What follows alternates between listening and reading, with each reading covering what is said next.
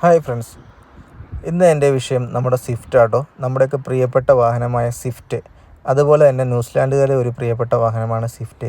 ഇപ്പോൾ ഏറ്റവും 2025 ഇറങ്ങുന്ന വാഹനങ്ങളെല്ലാം സ്വിഫ്റ്റ് എല്ലാം ഹൈബ്രിഡ് വേർഷനാട്ടോ ഇവിടെ ഇറങ്ങുന്നത്. ഹൈബ്രിഡ് വേർഷൻ്റെ ഗുണം എന്താണെന്ന് പറഞ്ഞാൽ ബാറ്ററിയും പെട്രോളിലുമാണ് ഓടുന്നത്. അതുകൊണ്ട് നല്ല മൈലേജ് ലഭിക്കുന്നുണ്ട്. അതുപോലെ തന്നെ ന്യൂസിലാൻഡ് ഗവൺമെൻറ് സപ്പോർട്ട് ചെയ്യുന്നത് ഹൈബ്രിഡും ഇലക്ട്രിക് വാഹനമാണ്. കാരണം എന്ന് വെച്ചാൽ പൊല്യൂഷൻ കുറവായതുകൊണ്ടും പിന്നെ ഇവിടെ നമ്മൾ ഡീസൽ വണ്ടി ഉപയോഗിക്കാൻ പറ്റും. പക്ഷേ നമ്മൾ ഉപയോഗിക്കുകയാണെങ്കിൽ 1000 കിലോമീറ്റർ ഓടിക്കുമ്പോൾ ഇത്ര ശതമാനം ഗവൺമെൻറ്റിലോട്ട് നമ്മൾ ഫീസ് അടക്കണം. അപ്പോൾ അങ്ങനെ ടോട്ടലി നമ്മൾ കാൽക്കുലേറ്റ് ചെയ്യുമ്പോൾ നമുക്ക് എപ്പോഴും ലാഭം ഹൈബ്രിഡോ ഇലക്ട്രിക്കോ വാഹനങ്ങളാണ്.